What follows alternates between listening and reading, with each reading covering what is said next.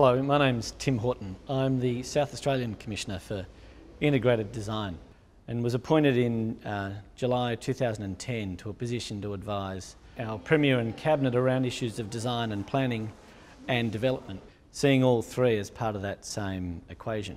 The Integrated Design Commission works at a local level, at a state level, at a national level, and increasingly involved in the International Alliance for Design as a means of growth and innovation, and this is something that we're doing with the Design Council in the UK. I think we have a lot of shared interests and a shared value in the importance of design, in particular in the policy space. I think around the world at the moment, globally, governments are recognising that there's a new decision-making process needed, and it needs to be more defensible, more transparent, and if you like, more inclusive. And I think there's a role for design to play in that context. I think governments also recognise globally that they need to rely better on research and evidence to underpin policy making. And again, this is something I think design does quite uniquely. Design is something that works very much from an evidence base and draws together those diverse perspectives that sometimes regularly challenge the traditional silos of government or private sector. There's one other very important opportunity for design in the government space, which is around a new form of conversation with community around the urban future. In those instances where government does rely on an evidence base to develop policy, on the whole the research has tended to be of the scientific method, which is around deeper and deeper analysis of the problem. We understand more and more of the challenge, but often without what we do need, which is the corollary solutions. And so I guess the two components of this is very much about analysis and understanding what the problem is, but design which then offers, if you like, that positive solution. So design is both this vehicle for effective policy development, but also a strategy for public engagement. For us in Australia, I think that question and the place for design really started back in 2007 when Treasury released what was called the Intergenerational Report. In 2009, similarly, Treasury released a report around the population projections in Australia, looking ahead to an increased population in Australia from 23 million today to 36 million in 2050. And the challenge there, of course, is the need to build and accommodate cities for an extra 16 million or thereabouts. In Australian terms, this means we need to be building 16 more Adelaides in the next 39 years. We need to be building 4 Sydneys in the next 39 years, or in a London context, we need to be building 2 Londons. And so then in 2009, in December of that year, the Council of Australian Governments, which comprises our national government and our state governments, agreed on a fairly milestone communique. And the first item, the first priority for COAG, the Council of Australian Governments, was better integration of functions across government, across agencies and across levels. The 8th objective in the COAG communique was calling for world-class urban design and architecture in our cities. Part of what we're beginning to see in Australia is a shift towards grounding some of those broad ambitions through things like the National Urban Policy, which again is an Australian government document which recognises that cities are the responsibility of all of our levels of government. There's also a national cultural policy under development at the moment, and as part of that, for the first time, a design policy which will be an Australian government document reinforcing the value of design. From our perspective, we hope that's design in the broadest sense.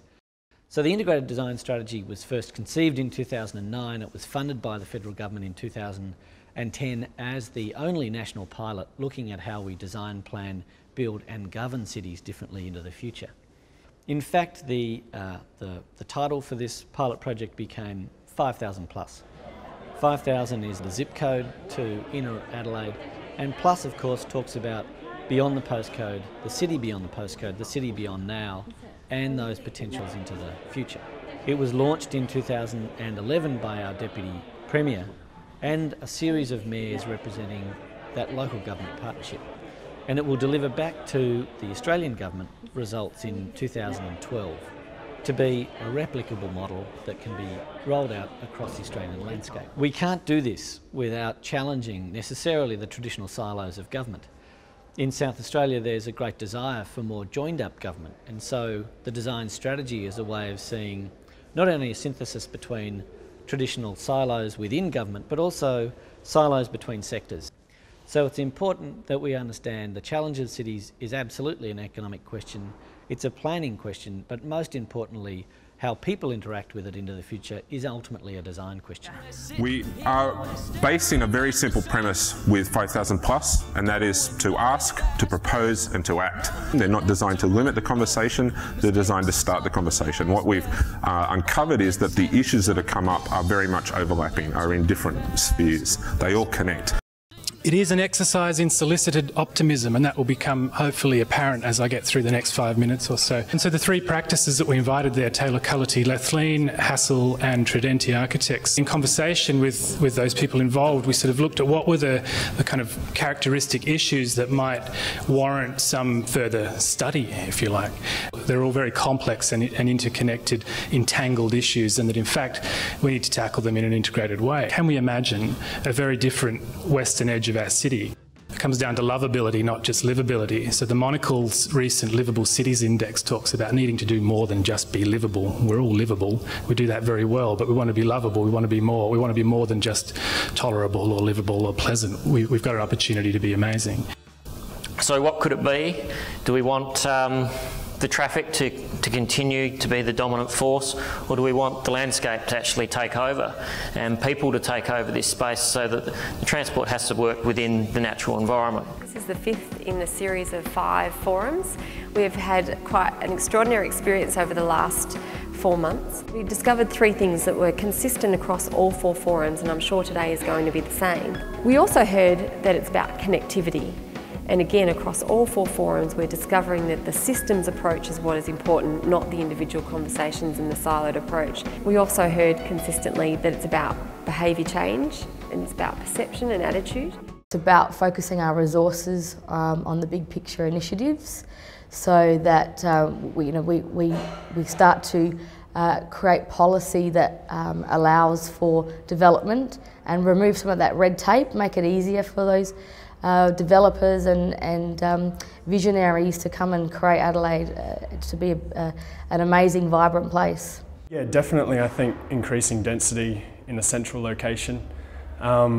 People need people to live, and I think that when that becomes more apparent to the public, they'll start to really appreciate what they might be giving up in terms of land space or, you know, bathrooms and bedrooms. They're definitely going to get back in a social dividend.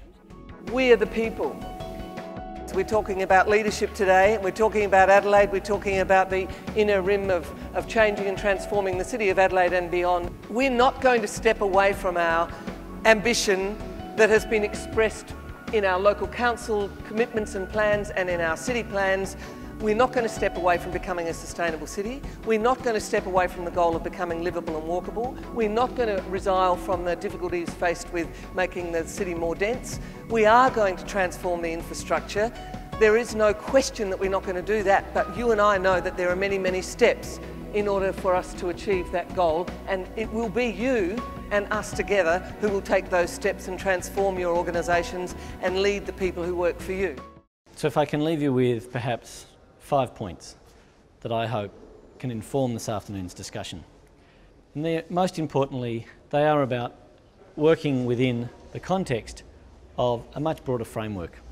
Work in the context of the national agenda, work in the context of the political reality. In the UK, I wonder if this might be related to the planning and development occurring at a more local scale. Secondly, the importance of working with the very highest imprimatur of government. In our context, we're working with the very strong endorsement of our Premier, with our Deputy Premier, with the mayors of local councils, and also at a national level with the responsible Minister, Minister Anthony Albanese. Thirdly, the importance of recognising that design works best, design can only work in the context of a collaborative partnership.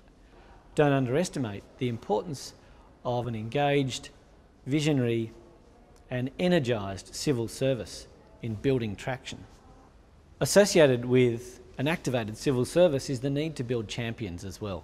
How do you draw from the knowledge and experience of business other than by appointing champions to create this two-way interaction? And finally, the importance of what we discovered as an unintended consequence, a co-benefit if you like, which is the value of having the discussion itself. Having the discussion itself can unlock potential that hasn't existed before now. I think this afternoon's discussion is going to be really valuable, and I want to commend the Design Council for hosting a forum like this. This can be the beginning of something. It can be the catalyst for change which can be in the short, medium and long term. Listen, South Australia's emerging design strategy is still young and we're still working through a lot of the issues. But just because we didn't understand what the outcome would necessarily be didn't stop us from starting the journey. We are finding that bureaucrats, civil servants are telling us that this is the most exciting and engaged project they've ever worked on in their life. We think there's a place for design in government, we think there's a place for design in the civil service, and we know there's a place for design in the public discussion.